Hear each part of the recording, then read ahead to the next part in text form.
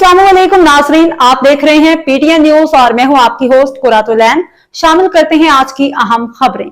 सुबह पंजाब में गंदम खरीदारी के लिए कीमत 3000 रुपये फी मन मुकर्रर। वज़ीर आला पंजाब के हिदायत पर फूड डायरेक्टोरेट ने गंदम की कीमत का नोटिफिकेशन जारी कर दिया। वज़ीर आला पंजाब के हिदायत पर फूड डायरेक्टोरेट ने गंदम की कीमत का नोटिफिकेशन जारी कर दिया।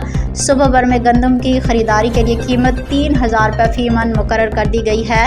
तर्जमान प्राइस कंट्रोल के मुताबिक आम मार्केट में महज कागजी गंदम खरीदारी से कीमतों में मसनूई इजाफा किया जा रहा है। सस्ते दामों खरीदी गई गंदम को भारी मुनाफे के इवज से नाजायज़ ज़ख़ीरा की इजाज़त नहीं दी जा सकती।